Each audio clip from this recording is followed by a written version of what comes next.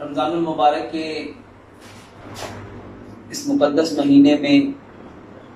جو پوچھے کے سوالات ہیں ان میں سے ایک سوال یہ بھی آیا ہے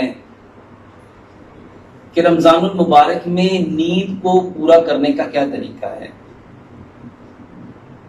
میرے بھائی اور میری بہنوں، یہ جو رمضان المبارک کا مہینہ ہے یہ اللہ سبحانہ و تعالیٰ کی طرف سے ایک انعام ہے،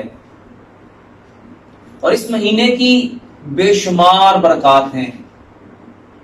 اس کے اندر اللہ سبحانہ و تعالیٰ کی طرف سے ان گنت رحمتیں اترتی ہیں۔ آج میں آپ کو ایک ایسی بات بتانا چاہتا ہوں کہ آیا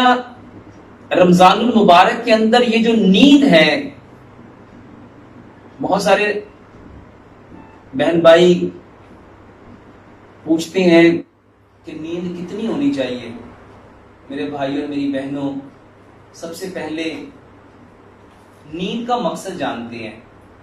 نیند ہے آپ کے بدن کا جو تھک جانا ہے، جو تھکاوٹ ہے، اس تھکاوٹ کو ختم کرنے کے لیے نیند ضروری ہے۔ نیند اس لیے لی جاتی ہے کہ آپ کے بدن کو سکون ملے، چین ملے، آرام ملے، راحت ملے، تسکین ملے، اطمینان ملے، اور آپ کی باڈی ریلیکس ہو کے جب آپ جاگو تو مکمل طور پہ یہ کام کرنے کے لیے ایکٹیو ہو جائے۔ میرے بھائی اور میری بہنوں، اللہ رب العزت کے قربان جائیں۔ اللہ رب العزت قیام اللیل میں جب ہم قرآن کی تلاوت کرتے ہیں یا ہم قرآن کو سنتے ہیں تو میرے بھائی اور میری بہنوں، ہماری باڈی، ہماری روح اس سے تسکین حاصل کر رہی ہوتی ہے۔ ہمارے جسم کا ایک ایک آرگن اس سے انرجی حاصل کر رہا ہوتا ہے۔ وہی انرجی جو ہم نے نیند کی حالت میں، سونے کی حالت میں اپنے باڈی کے پارٹس کو دینی تھی، اب ہم رمضان میں قیام اللیل میں اللہ کے سامنے کھڑے ہوئے جب ہم اللہ سے باتیں کرتے ہیں، جب ہم اللہ کا کلام قرآن پڑھتے ہیں، تو یہ ایک ایک لفظ ہمارے جسم کو سکون دے رہا ہوتا ہے، چین دے رہا ہوتا ہے، آرام دے رہا ہوتا ہے، راحت دے رہا ہوتا ہے، تسکین دے رہا ہوتا ہے۔ میرے بھائی اور میری بہنوں، اس کو سائنٹیفکلی سمجھتے ہیں۔ آج کی ماڈرن میڈیکل سائنس بتاتی ہے کہ انسان جو بولتا ہے، ہر لفظ جو آپ کے منہ سے نکلتا ہے یہ اپنے ساتھ ایک کلر لے کے آتا ہے، ایک امیج لے کے آتا ہے، ایک فریکوینسی لے کے آتا ہے، ایک ڈیپتھ لے کے آتا ہے، ایک اورا لے کے آتا ہے۔ ہر لفظ میرے بھائی اور میری بہنوں اس کا ایک امیج ہے،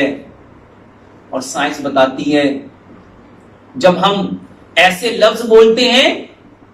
جو خیر والے ہیں، جو سکون والے ہیں، جو چین والے ہیں، جو آرام والے ہیں، جو راحت والے ہیں، جو تسکین والے ہیں، جو اطمینان والے ہیں، جو خوشی والے ہیں، جو محبت والے ہیں، جو قربت والے ہیں، جو احساس والے ہیں، جو فکر والے ہیں، میرے بھائی اور میری بہنوں، اس سے جو امیج بنتا ہے وہ کلرفل بنتا ہے، اٹریکٹیو بنتا ہے، اس کی خوبصورت سینریز بنتی ہیں۔ اور جب ہم لفظ ایسے بولتے ہیں، مایوسی والے، اداسی والے، پریشانی والے، دکھ والے، درد والے، غم والے، رنج والے، تکلیف والے، اذیت والے، بے صبری والے، میرے بھائی اور میری بہنوں، ہمارے امیجز ویسے ہی بنتے ہیں، اس کی ڈرونی پکچر بنتی ہیں، ہیبتناک، خوفناک، کربناک، دردناک، اذیتناک تصویریں بنتی ہیں۔ میرے بھائی اور میری بہنوں، قیام اللیل میں جب ہم قرآن کو انڈرسٹینڈ کر رہے ہوتے ہیں، سمجھ رہے ہوتے ہیں، ہمارے جسم میں کیسا سکون اتر رہا ہوتا ہے، کیسے تسکین مل رہی ہوتی ہے، جنت کی باتوں کو سن کے اس کا شوق بڑھ رہا ہوتا ہے، جہنم کی باتوں کو سن کے ہمارے اندر ایک ڈر، ایک خوف وہ ہمارے اندر پیدا ہو رہا ہوتا ہے، اور یہ ڈر اور خوف ہمارے جسموں سے نیگیٹو وائبس کو، نیگیٹیوٹی کو نکال رہا ہوتا ہے،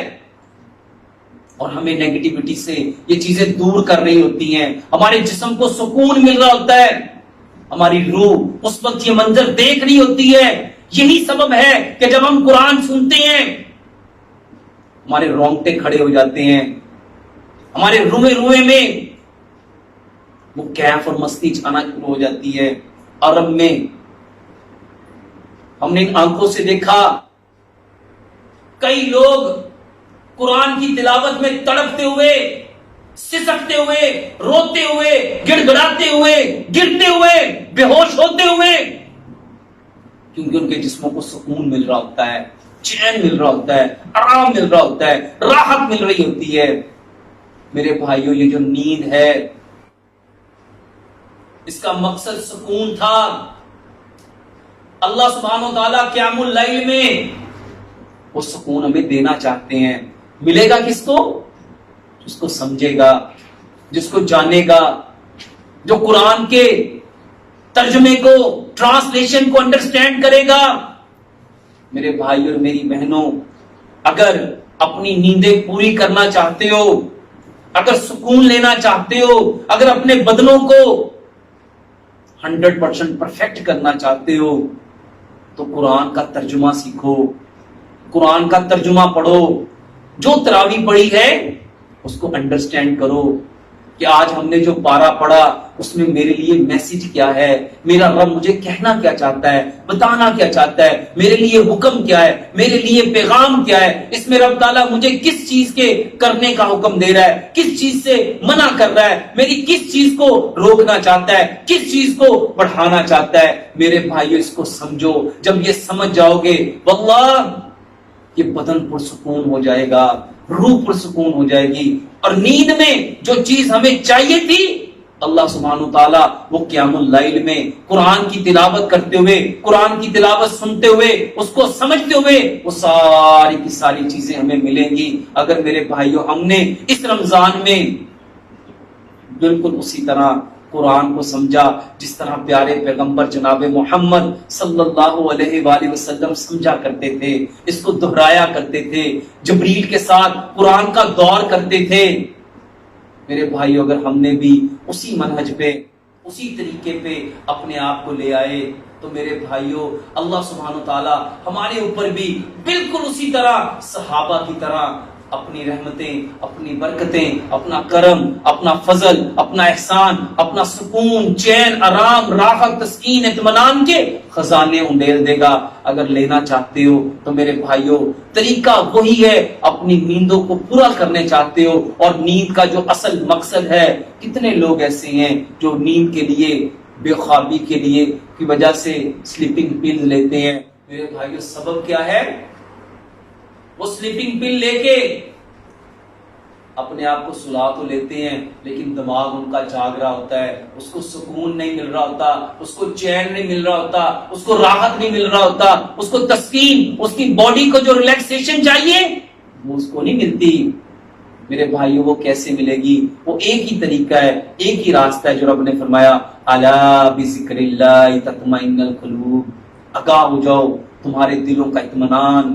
تمہاری زندگیوں کا سکون، تمہارا چین، آرام ہمارے ذکر میں ہے، اور ذکر قرآن ہے۔ اللہ سے دعا کرتے ہیں اللہ سبحانہ تعالیٰ ہمیں قرآن کو اس نہج پہ سمجھنے کی توفیق عطا فرمائے جس پہ پیارے پیغمبر جناب محمد صلی اللہ علیہ وآلہ وسلم نے خود سمجھا، صحابہ کو سمجھایا، اور صحابہ نے سمجھ کے اس کو پوری دنیا تک پہنچایا۔ اللہ سبحانہ تعالیٰ ہمیں بھی اسی منہج پہ اس دین کو سمجھنے کی، سمجھ کے عمل کرنے کی، اور عمل کر کے اس پیغام کو کائنات کے سارے کچے اور پکے مقاموں تک پہنچانے کی توفیق عطا فرمائے۔ اللہ سے دعا ہے جو کچھ کہا سنا اللہ اس پہ پورا عمل کرنے کی توفیق عطا فرمائے۔ وما علینا الا البلاغ المبین۔ اس رمضان ٹرانسمیشن میں بہت سارے سوالات